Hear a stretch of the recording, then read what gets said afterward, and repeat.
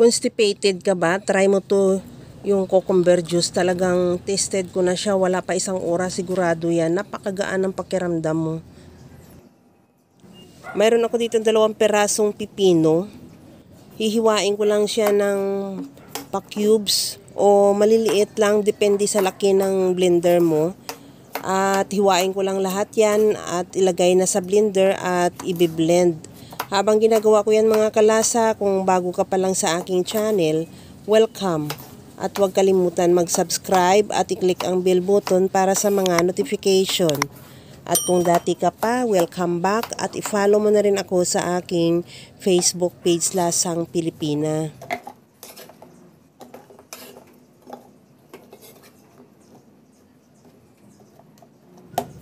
Pagkatapos natin yan mailagay sa ating blender, takpan na natin din at saka natin na i-blend.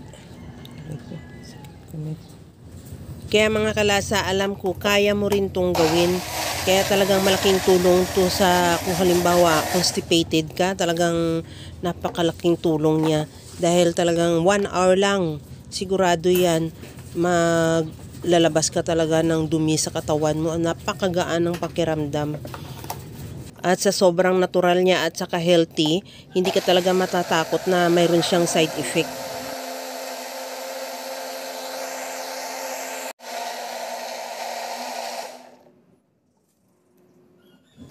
Okay na tong ating pipino, talagang juice na siya. Pipigaan ko na yan ng lemon. Hindi ko na yan sinama sa pagbiblend yung lemon dahil may time talaga na ang lemon ay mapakla yung balat. Kaya para sigurado lang, juice na lang yung kunin natin, kakatasin na lang yan. Gaya niya sa ginagawa ko, pipigain na lang kung mayroon kang juicer ng lemon, di mas maganda. Kaya lang ako, wala ako noon kaya pinipiga ko na lang siya.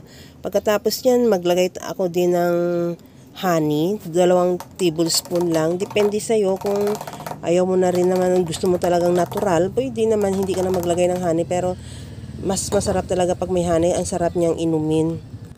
Kaya mga kalasa, kung nagustuhan mo yung ating video, please like na lang at pakishare na rin sa inyong mga friends.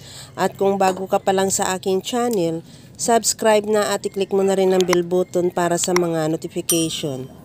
Hanggang sa muli mga kalasa, thank you for watching. Bye-bye!